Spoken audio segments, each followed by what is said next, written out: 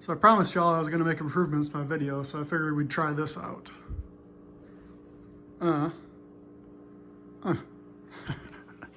Yeah.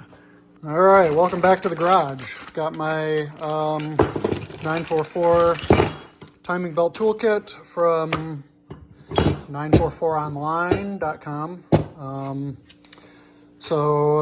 Comes with the crank lock, so you remove the starter. This bolts up in place of the starter, engages with the flywheel, and locks the crankshaft at TDC. This is for holding the balance shaft sprockets. If I framed it better. So this allows you to hold the balance shaft stationary while you remove the center nut. And then you can get these pulleys off, which I'm going to have to do to get the back cover off.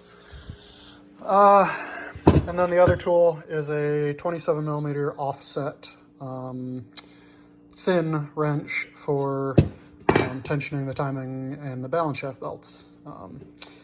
Not really necessary. I've done it just fine with a crescent wrench before, but yeah, well, got the tool now.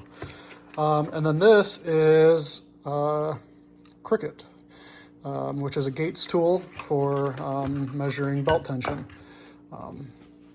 So this, what you do, the idea is you stick your finger in here, and in a this wordly motion, you push down on whatever belt you're checking, and it has a kind of a predetermined amount of force that you apply. It clicks. So you press until it clicks. This will pop up based on how much the belt deflects at whatever kind of this predetermined pressure is here.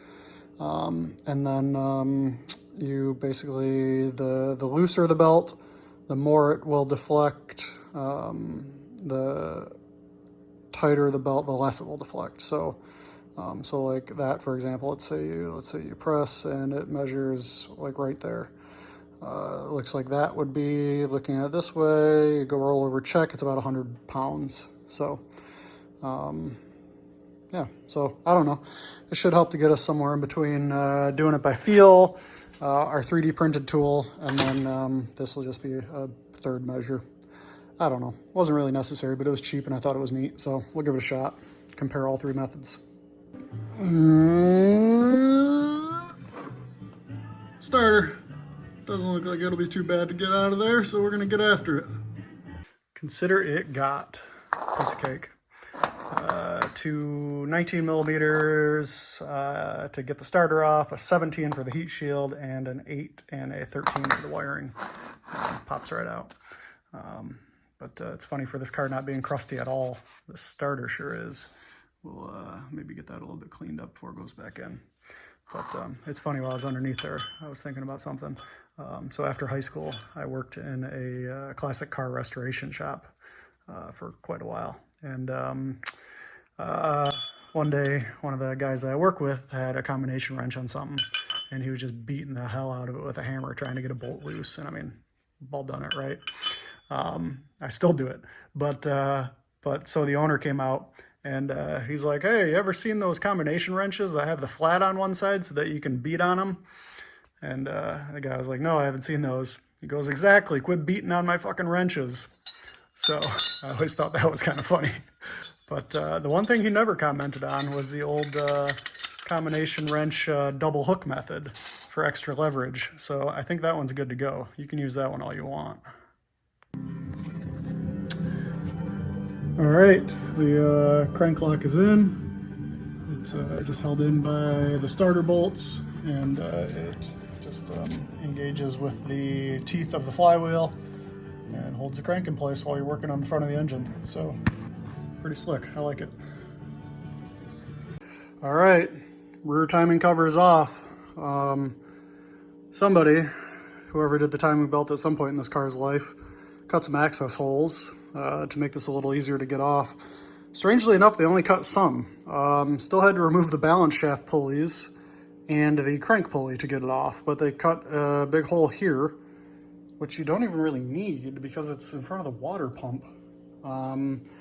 And they made this one slightly bigger so that you can leave the timing belt pulley on, but you still have to remove the crank and balance shaft pulleys, which, by the way, came out very well. It's keyed, everything's keyed, it's not pressed, which is nice, but they still tend to get a little bit stuck. But this one, a couple of wraps with a deadbolt hammer, and it loosened up enough to where you can, you know, kind of walk it off, one of those numbers. Same goes for the balance shaft pulleys.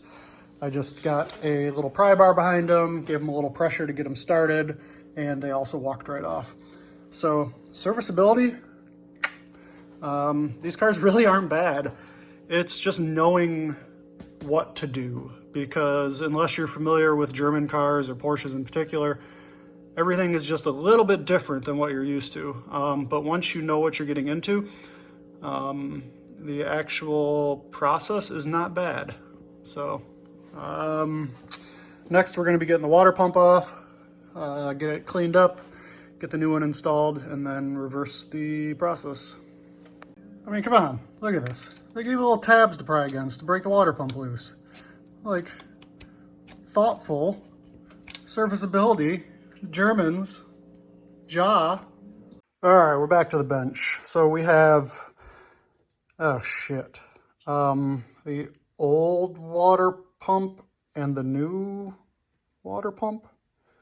Shit, I can't remember. It doesn't matter. Anyhow, so we're gonna get the new one dressed up. In the small box, we have a big thermostat, and in the big box, we have a teeny tiny thermostat.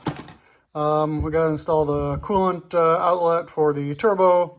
Got a gasket we'll probably throw in there. I don't know. We'll see. And get this thing thrown back together. All right, we're calling it for the night. Got the balance shaft sprockets reinstalled and clocked properly. That's super important. They can go on two different ways because one spins clockwise, one spins counterclockwise. So there's two slots in each one, and you got to make sure you align the proper slot on the pulley with the Woodruff key on the shaft. Yeah, you get those backwards, man, that's going to make a racket. But yeah, just I don't know, seems like a good stopping point.